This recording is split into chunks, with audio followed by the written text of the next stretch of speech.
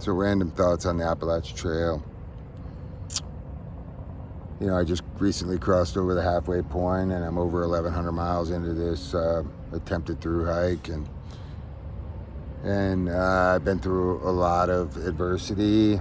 You know, I came right from the couch, and I've had bronchitis, and I hiked with a cough for over a month, and I twisted an ankle, and for like 800, 900 miles, it was excruciating, and I'm still having problems with it. And I've been through a blizzard and rainstorms and tornadoes and an unbearable heat wave now, and you know, lost and broken gear and clueless and Wingit blazing and getting lost on trail, and just a tremendous amount of adversity. And somebody asked me just recently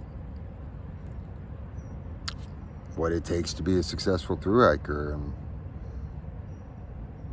in my opinion. And first of all, I don't know what it takes to be a successful thru hiker because I'm not yet a thru hiker.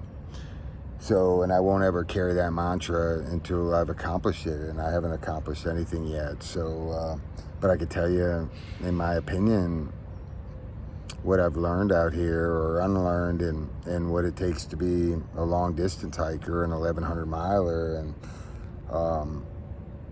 what I rely on more than anything else, and it'll be the top of my list. And let me say that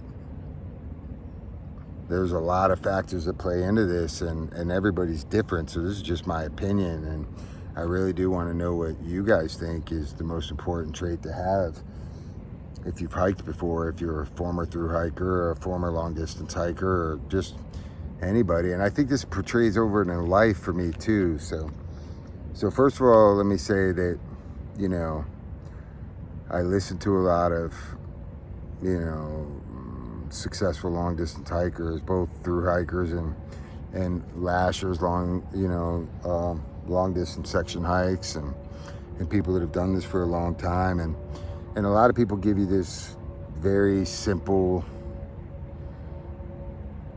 answer that is kind of vague.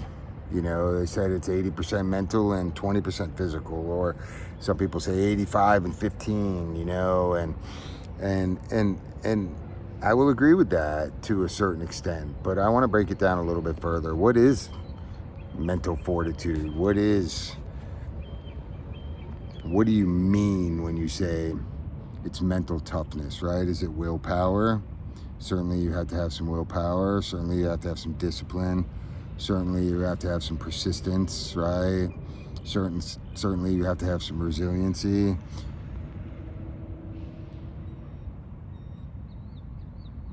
Somebody's got to make you get up every day and hike when nobody's looking, and clock miles when it's cold, and, you know, when it's wet, when it's unbearable heat, when it's a tornado, right?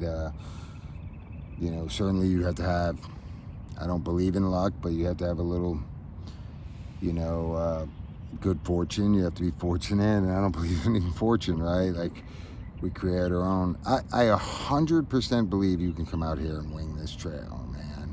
Certainly, I think planning ahead plays a big factor in a lot of people, and preparation, but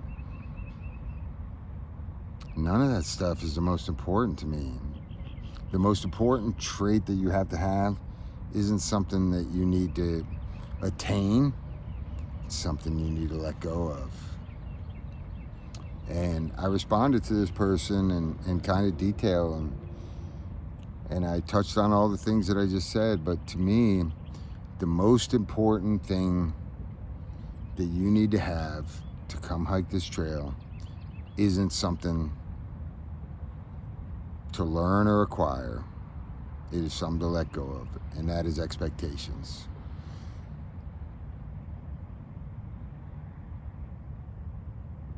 And that transfers over to normal life. For me, I have zero expectations. I can go home tomorrow, which I don't plan on doing, and be completely content in my decision to do so. I don't know what to expect tomorrow. I adapt to the things that come to me. But having no expectations, almost all suffering comes from expectations, right? I try to live without expectations in my everyday affairs, and especially while hiking this trail. So many factors come into play: the terrain, the weather, our health. I think a lot of people who have went home have the physical capability, are mentally tough. A lot of them have been service members and Marines, and have unbelievable strength and discipline and perseverance and resiliency. But I think a lot of people come out here and they think that this is going to be the journey of a lifetime, and it is. But I think a lot of people come out here and they think that it's going to be fun and it's going to be enjoyable all the time, and you see me doing backflips or swimming in lakes and laughing and dancing and overcoming obstacles. But it is a grind, man. It is a grind every single day. There's nobody making you get up. There's nobody making you walk 18, 20 miles a day. There's nobody making you get out of your tent or not go into town and get a hotel room and not get vortexed. And, there's nobody pushing you.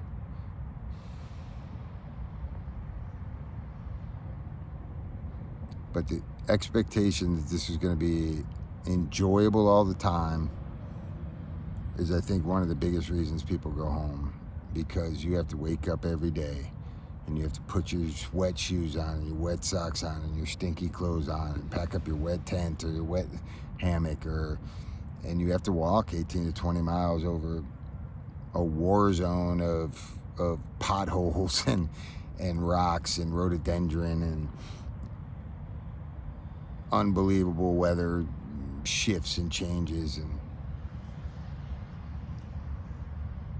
there's nothing you can learn that is going to help you more than letting go of your expectations and just allowing the trail and adapting as you go. Certainly you can prepare. Certainly you can get in shape. Certainly all those things play important factors. But to me, to wing it, the most important thing you can ever do is let go of your expectations and just chop wood and carry water and handle what's right in front of you. And I really, really want to know what you guys think as far as what is the most important character trait or determining factor for somebody who's successful out here on trail. And certainly almost everybody that's went home has unbelievable discipline, unbelievable preparation, unbelievable willpower, unbelievable resiliency and perseverance.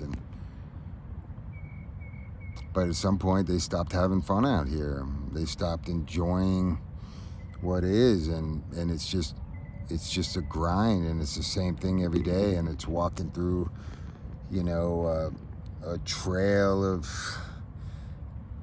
pointless up and downs, right? Puds and seeing trees and hearing the same birds, and it's just like life, man. It's really a microcosm of life, and the expectation that you're gonna have fun all the time kind of diminishes after 3-4 months, and people just, they've had enough and they go home.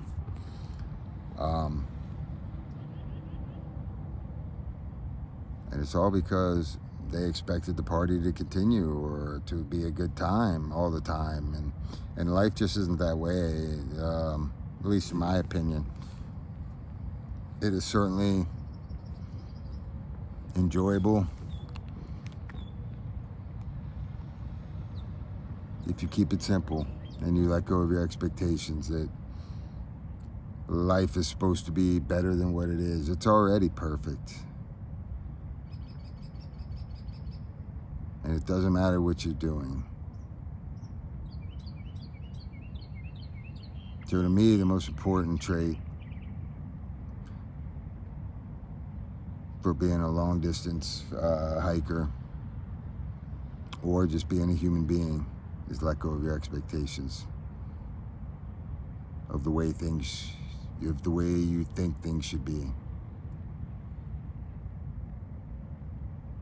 You know, you can hike up to Max Patch and expecting to see this absolutely stunning view, and it's raining and completely foggy and you can't see your hand in front of your face. That's okay with me, because I didn't have an expectation climbing up there, and I don't have an expectation of what's going to happen in the second half of my hike. The only thing I know is I'll be putting one foot in front of the other and continuing to grind. I don't know if injury takes me out. I don't know if some other circumstance takes me out. I don't know if weather takes me out. There's a lot of factors that play into this. But I'm going to always do my best. I'm always going to give 100% of the time. And whatever happens, happens. So to me, the most important trait you can have out here is one you can't learn, but it's one you can let go of, and that's your expectations. Just enjoy the ride, man. Let me know your thoughts. Appreciate you.